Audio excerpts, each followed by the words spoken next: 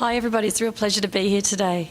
My name's Anna and I'm the General Manager of TerraCycle in Australia and New Zealand. We're a global recycling company focused on unrecyclable post-consumer waste. We're a business, but we consider ourselves a social business with a triple bottom line of planet, people and profit. So our entire business is diverting waste from landfill, difficult post-consumer waste. Secondly, through our programs, we donate millions of dollars a year to schools and charities. And then finally, profit. We really, though, only maintain profit at around or less than 1% of revenue because we're aggressively growing the business globally. We don't deal with recyclables, so our business is not paper, glass, aluminium, PET or HDPE or really e-waste. Anything that there's a market for, we're not interested in because our entire purpose is to create markets for waste that don't currently exist. Technically, as you know, most things are recyclable, but what we consider recyclable is really all about the economics of the waste. So whether there's, the cost of the processing and the shipping of the waste, whether there's a value at the end of that equation. We work with waste streams where there is no value. We're in 21 countries. We're not even the most recent country. Japan launched after us last year. And we have about 60 million people around the world participating in our programs. How we pay for our programs, how we, as there is no value to the waste, how we pay for it is that we turn to manufacturers of the waste, we turn to brands and we say to them, we'd like to set up collection models for you, for your products and packaging's post-consumer waste. We work with over 100 major brands, we work with most best-in-class brands around the world and there's just a sample of some of them up there. In Australia, we work with we have 5 waste streams that we collect for at the moment. We hope to be adding to them all the time. We work with Colgate-Palmolive, we work with Nestle for Nespresso capsules and also for another brand of theirs, Dolce Gusto. We work with a great Australian company called Nature's Organics who make cleaning, laundry and beauty products. And we work with the entire tobacco industry as well. And really how our business works is in these 3 ways. Firstly, we set up collection models for post-consumer waste. Secondly, we come up with recycling solutions for them and we work with local processors and manufacturers to and share our IP with them to process and manufacture the waste.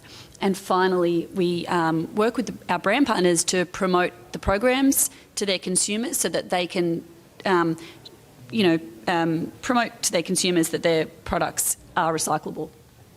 So in terms of collection, we collect from anywhere around the country and our partner is Australia Post. So all the waste we collect is through Australia Post.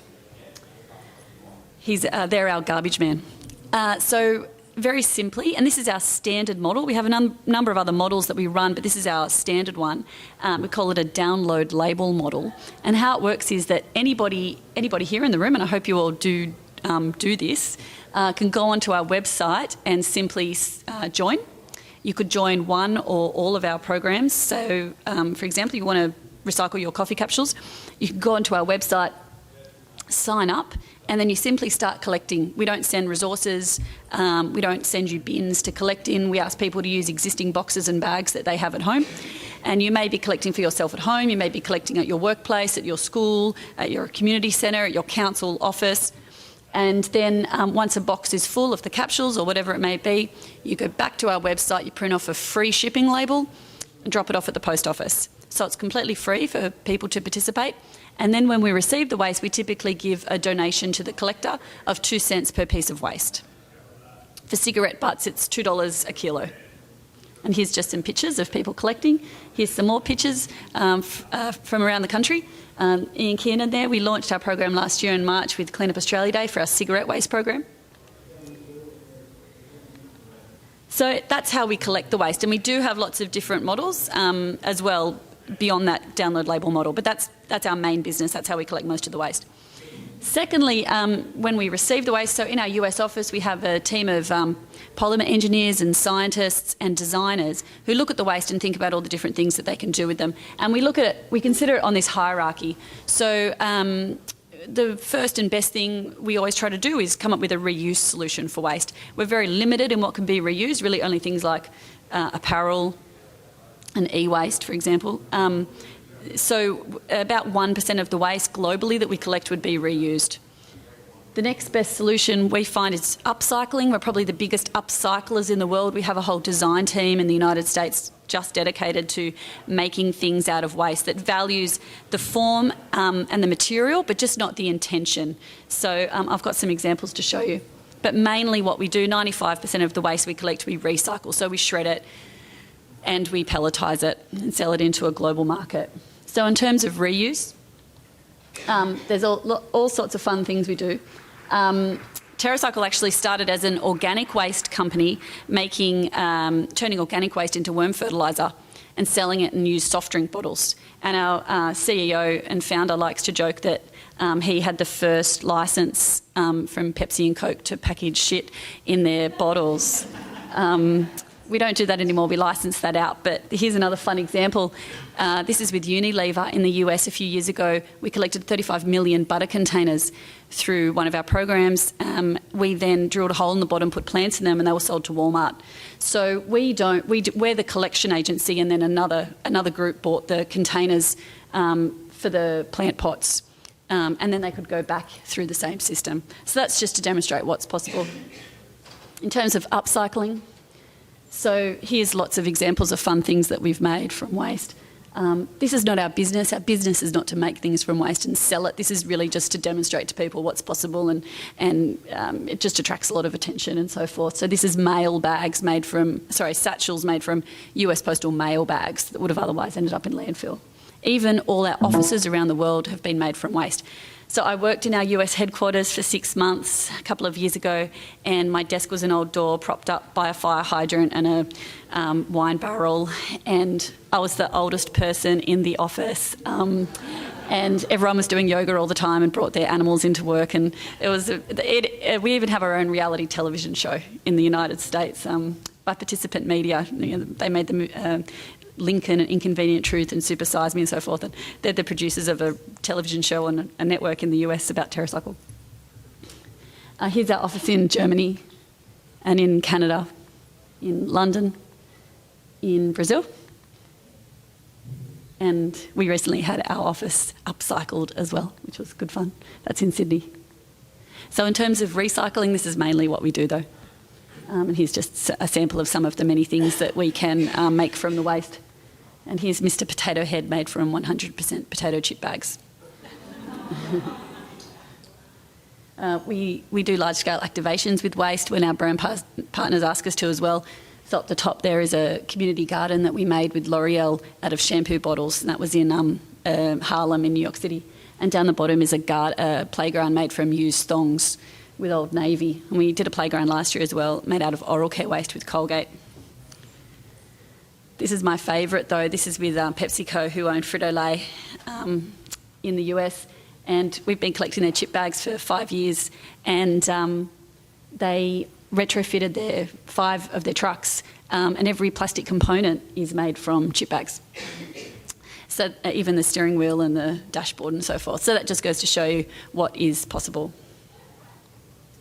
The Holy Grail, obviously, is integrating the waste back into a brand's supply chain, and we have some examples of doing this with brands after we've worked with them for a number of years. Here's just a few examples. For example, Sanford Pens in the US now has a pen product made 90% out of used pens. Here's our brand partners in Australia. Here are the programs that we currently run. I encourage you all to participate. And we'll be adding quite a few more in the next few months, so keep your eye out. We create resources on our website. So on our website, people are encouraged to go there to download posters and watch videos and so forth to help them with their collections. We run contests for our collectors, all sorts of fun things: who can design the best box, who can collect the most waste in a given time period, and we give out prizes and so forth.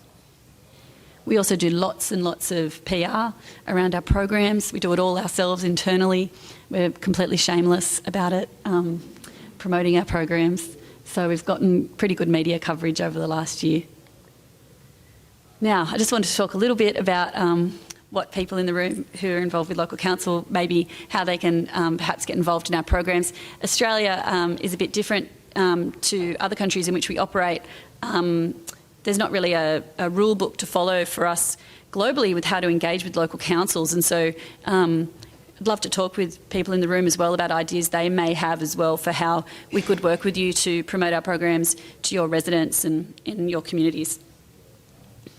Some suggestions we've come up with are to have public locations. So this is something we just recently launched.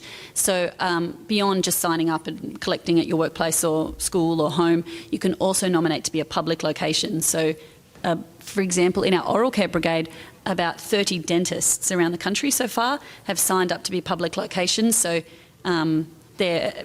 people can go onto our website, type in their postcode, and it will bring up all the locations near them that they can take the waste if they don't want to collect it themselves and send it in themselves. So I'd encourage groups to sign up as public locations so people can bring in the waste to them.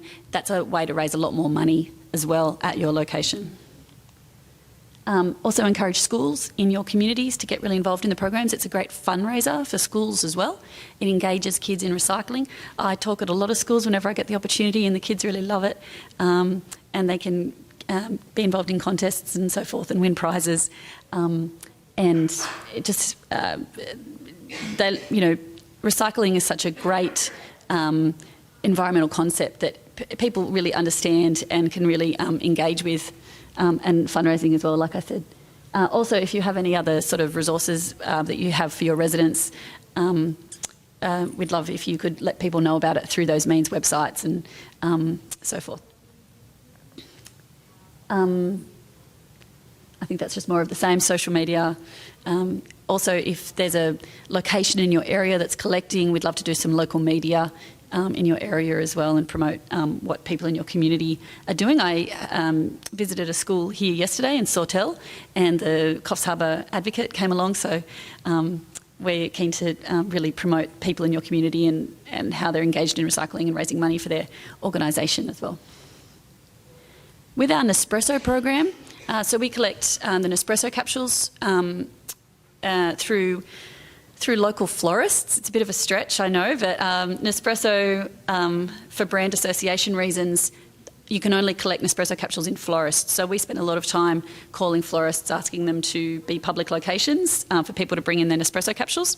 And we have about 120 florists around the country so far signed up, and they really love the program because it drives a lot of traffic to their store, and they have great conversations with people in their area about how they're participating in recycling, and also often they'll buy a bunch of flowers or something as well. So if you have any florists in your area, we encourage you to encourage them to participate in our Nespresso program.